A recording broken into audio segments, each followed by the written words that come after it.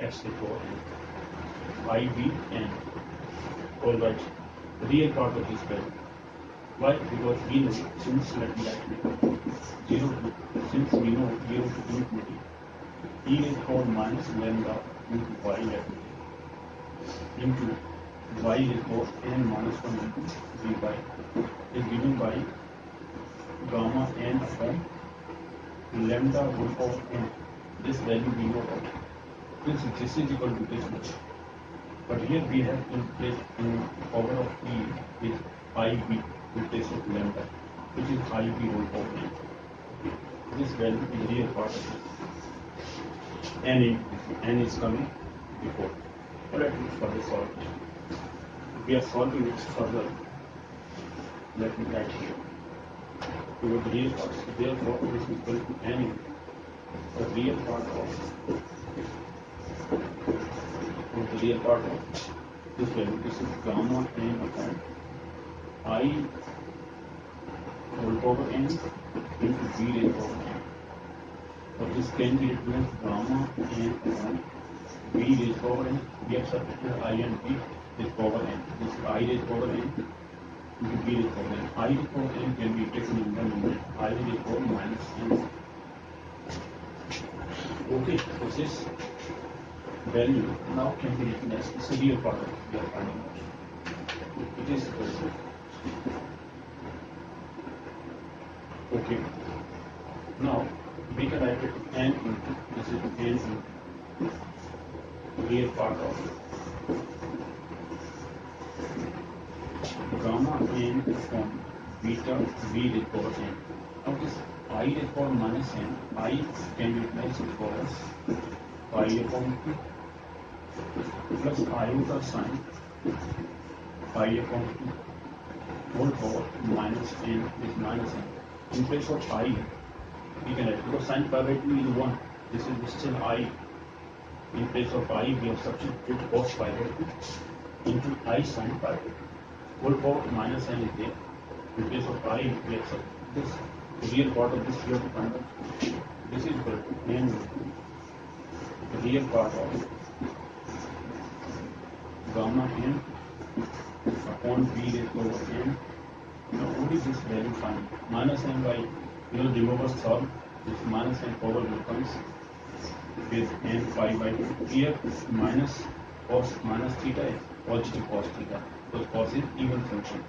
But this will be negative. This is minus pi sine n pi by 2. This is the result. What is the real part of this? Real part of this is imaginary part I into this. This is real part only cos n pi by 2. Therefore, this is n into gamma n. N into gamma n. I am writing out the real part of this. N into gamma n divided by v raised power n into cos n pi by 2. This is the real part. But we know that n gamma n is gamma n plus 1. It is known to us bn into cos n pi by 2. N pi by 2. This is answer with gamma n plus 1. Because n gamma n, we know this. Since n gamma n is equal to gamma n plus 1. In place of n into this n into gamma n into gamma real part, only cos n pi by 2 will come because imaginary part is I into sin n pi, so that will be left, that will be neglected. Only real part is this cos n pi by 2. So cos n pi by 2 into n gamma n upon v raised power n. This is the real part. So this is answer here. Same answer we have obtained here. Gamma n plus 1 from beta v raised power n into cos n pi by 2. This is the answer. This is the right hand side. This right hand side we have obtained. This has been proved here. Question number 16. Now let me take 17th question. Now what is question number 17 say? Let me check it. Now question number 17. Okay. What is that question number 17? Let me check it. Okay. Now question number 17 is, it says with serving a restriction from the value of a, b, n, and put that, then put that. Okay, this is double multiple integration. This is integration 0 to infinity, integration 0 to infinity, exponential function, this is exp. Okay, what is given to us? Minus ax square plus by square, okay, into x raised power 2n minus 1, 2n minus 1 into y raised to 2n, sorry, x raised power 2n minus 1 into y raised to 2n minus 1 into dx dy into dx dy is equal to, we have to prove that this is equal to gamma n into gamma n divided by 4 a raised power n into b raised power n. Okay, so this is n here, b raised power n, a raised power n into b raised power n. Okay, let's have this question. We have to for when a, b, m, and n are positive values. Let me take this one. This can be written as this question, or this is nothing but 0 to infinity. We can separate these two with the exponential power, that will e raised power minus ax square. Let me take this minus ax square, okay, into this x raised power y square minus 1 into dx. Second integration sign is 0 to infinity, exponential or e raised power minus this minus sign by square into y raised power y sine minus 1 into by. We have separated these two integrals with their separate value, dx here, dy there, value comes of y, comes of x. So this is how we have written down there. Let me take this I1, this is I2, what is I1 here? Let me first one, I1 is 0 to infinity, a raised power minus ax square into x raised power y sine minus 1 into dx. Now let me solve it first. Whatever the solution of this comes out, single solution will be of this. Just in comparison, we write that this will also be the same value. What is the value of this? Let me check. Now this is, let me write here, putting, considering or substituting here, ax square, let me take, is equal to t, or y we can take, or t we can take. No problem. Let me take y here. Or sorry, y we are having, and take it as t. It is t here. Differentiating it with respect to t. Differentiating it with respect to t. We get here it will be twice dx into dx upon dt is equal to 1, that means equal to dt. So in place of dt, we write here twice ax into dx. 2ax into dx. Okay, so our limits will be what? Or dx equal to here, dx equal to therefore. And what is x here? And this x can be taken as x is equal to t upon t, 1 power 1 upon 2, square root of this. But x is on this. In place of this x, you can have here dx is therefore dt upon 2a into x. X means this t upon a 1 power r 1 upon t. So dt is, sorry, dx is, in terms of dt we have to convert this whole. This is value of dx. Limits are same because this is variable, this is also variable. Limits are same. So limits same. Why? So that x equal to infinity, t equal to infinity, and at x equal to 0, t is also 0 because when we substitute here 0, t is 0. X is infinity, t is infinity. Whatever substitute there, we substitute the value. This is t also 0. Limits are same. That means now solve it. what do we get here? That means we solve it here. So what I1 is 0 to infinity, we have taken out e raised to power minus t into x. Now x is t raised to power t upon a whole power half. That means into t upon a whole power twice n minus 1 upon 2 upon 2. Okay, this is the value of this. Dx is now dt upon 2 into a into t upon a whole power half. This we have to just understand. So this value t upon a can be taken in the numerator. The power will be minus half. This minus half will also be added. So this will be m minus 1 into, right? M minus 1 t upon a. A can be separated, then a is this a is also here. Let me separate them. Finally, what do we get? Let me write here. Finally, we obtain I1 is equal to 0 to infinity e raised to minus t into t. Let me first write, so t is the variable here. Now t raised to power this minus half will also come here. Minus half, this will be 2n upon 2 means n only. Minus half, because this is 1 upon 2. And this minus half will also come here. This t raised power half will come in the numerator as t raised power minus half.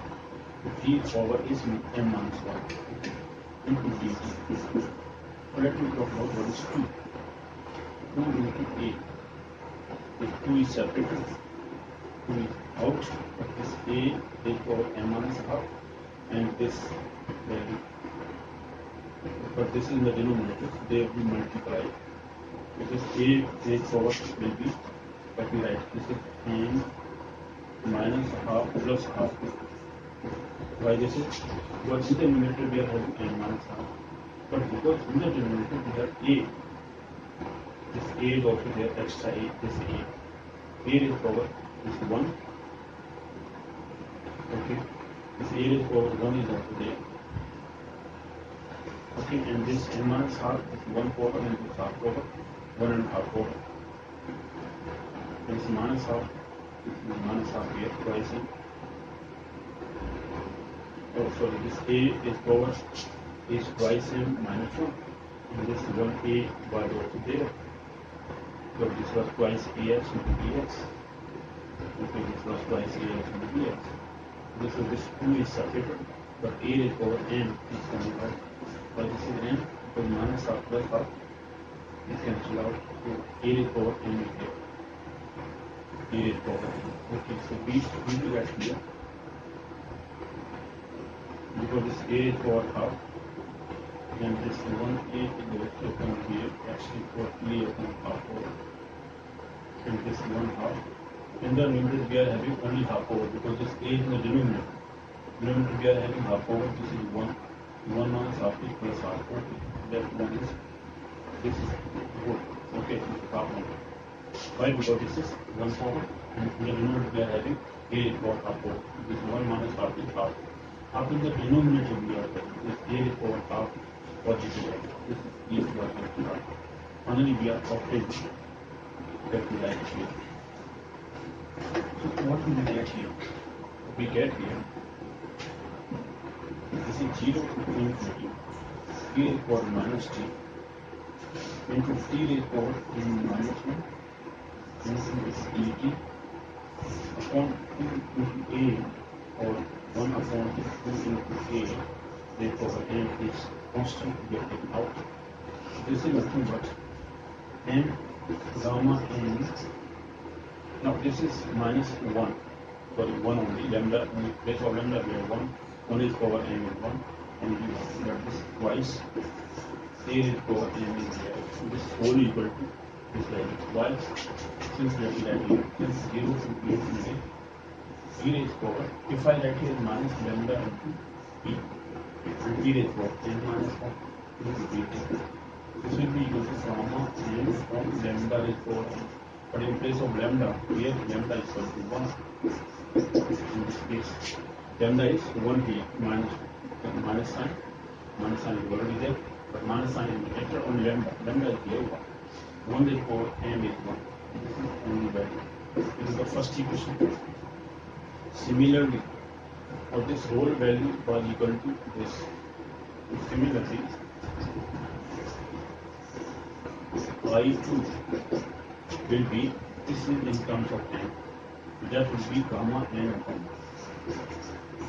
2 into b raised to power. Here it is in case of a, b, r, it will be b raised to power n. This is second equation. But upon similarly, I2, if I1 we have calculated as gamma n upon 2, but for m, here it is n, it will be gamma n upon 2 raised to power b, 2 into b raised to power n. If I multiply these two, or these are multiplied, therefore, substituting these two values, therefore, this whole is left hand side is equal to I1 into I2. Now I1 is, we have just obtained gamma n upon 2 into a raised to power n is gamma n upon 2 into b raised to power n. If I multiply them, here gets here gamma n upon 2 into 4 into a raised to power n into b raised to power n. This is the answer is 4 a raised to power n, b raised to power n, gamma n is the numerator. So this is the answer. This is the right answer.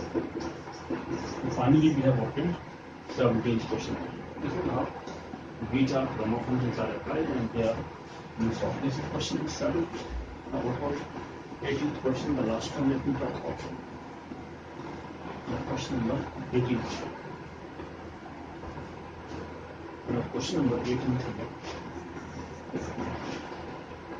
prove that beta n and this is equal to this value. Prove here. Prove beta n plus 1 minus n is equal to, if we are given here, it is 1 upon n plus 1 plus n into 1 upon n plus 2 I think here, n plus 2, okay, plus m into n plus 1 upon factorial 2 into 1 upon n plus 3, n plus 3, yeah. In this way, this is factorial 2 m into n plus 1 upon into 1 upon 1 n plus 3 factorial plus n. This is how this value is calculated. Now, we know that what is beta n plus 1. Okay. So, we know that beta n plus 1, if I define it in terms of, okay, beta n plus 1, what is that? That will be equal to 0 to 1, that we write here. 0 to beta n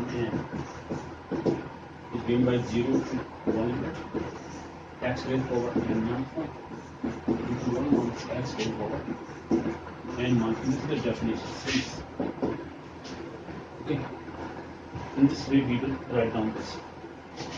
This is therefore this left hand side is equal to beta n plus 1 minus n is equal to 0 to 1. We write here 0 to 1. In case of beta functions, they are defined in this way. This will be x raised to power. Here it is in place of n we are having n plus 1. It will be n plus 1 minus 1. If we write as, if it is n, it is n minus 1 power into 1 minus x, second one, 1 minus x whole power, yeah, whole power, this value, this is 1 minus n minus 1. It is only minus n. So that value is there, this is dx.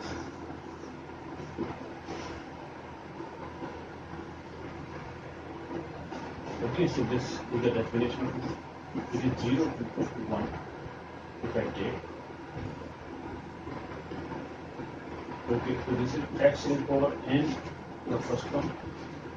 The second part we are having 1 minus x whole power minus n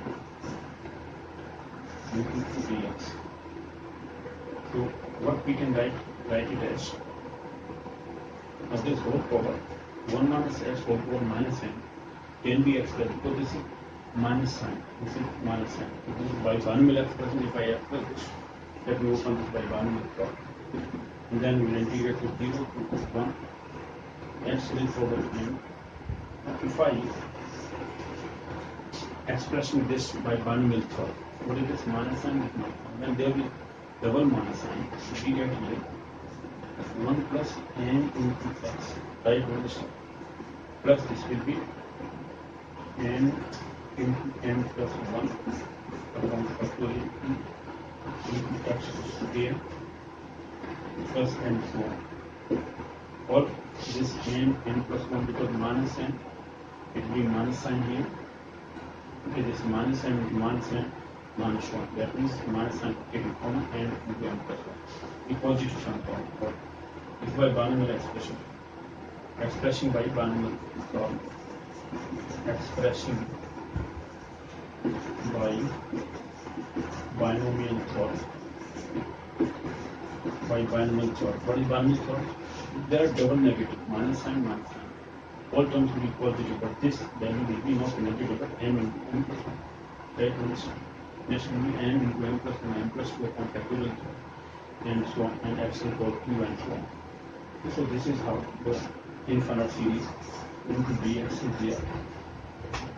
If I multiply this by x and then integrate every term of this, what do we get? This will be 0 to 1. The first term is x to the power n plus n into x to the power n plus 1. The second term xn into I multiplied by xn to the whole. It will give us n into n plus 1 on factorial 2 into x to the power n plus 3 equal n and x square, sorry, n plus 2 with n plus 2 here. We will do the next one. The next one, n into n plus 1 into n plus 2. This is n plus 2 divided by factorial 3 into x to the power n plus 3 plus n so on into dx. Okay, this is by binomial expression, and after that we have multiplied by xn, so xn was multiplied. So if I separate each term and then integrate, let me first integrate then each term integration. Integration of this first term will be what? And then limits will be applied finally, because at 1 only the value will come out 0 to 0. First integration will be actually over n plus 1 on n plus 1. This is the first 0 to 1 limits. The second will be this actually over n plus 2 upon n plus 2, 0 to 1 limits. Third step is this n into n plus 1 constant factorial 2 we are taking out. Actually for n plus 2 is actually for n plus 3 integration by divided by n plus 3, 0 to 1 limits, and so on. It will also be actually for n plus 4 upon n plus 4, factorial 3 there. So in this way, plus and so on. Now if I apply the limits, upper limit only, at 1 only the value will exist. At 0, that return will be 0. We have not applied the lower limit. Only at upper limit we will get here. This is 1 upon n plus 1, the first term. The second term is m into 1 upon n plus 2 only. And at 1, if I apply at place of x, we substitute 1. Only 1 is for n plus 2 is 1. 1 upon n plus 2 only. M into this. At 0 it is 0, because x is 0. Then we substitute 0 in place of x, it will be 0. The lower limit will not be applied. Only 1 upper limit. At 1, we have total values. Next term will be m into this plus and 1, and this third one. Third step is m into n plus 1 upon factorial 2 into 1 upon n plus 3, n plus 3, and so on. Okay, so this is the series way of writing 1 upon n plus 1, the first term, plus m into 1 upon n plus 2, clearly, m into n plus 1 factorial 2 into 1 upon n plus 3, and so on. So this is how we have got. This is the right hand side here. This is the right hand side, and so on. This is the right hand side, and so on. So this is the proof of 18th question. 18th question is also shown, right hand side document, and the final question. This is what we have done, all the questions. These 18 questions are taken more just to define the beta and gamma functions, or beta and gamma, Euler and integrals in detail. Okay, so this is how 18 questions in this lecture series and 18 questions in the previous lecture series is devoted to beta and gamma functions. Please try to understand each and every step of this. They are very clear questions. Okay, that will clarify doubts of everyone. Okay, so all the questions, if one is going through all these 18 questions and that those 18 36 questions based on beta and gamma function, every topic will, every detail of this will be clarified. So this is how we have finished this beta and gamma function. Next topic that is also dependent on this type, multiple integrals, that is Dirichlet's theorem. We'll talk about what is Dirichlet's theorem and other the extension of Dirichlet's theorem there. Okay, so that's in next lecture series. We'll discuss that in next. Okay, then see you in the next lecture. This was okay, we'll see you.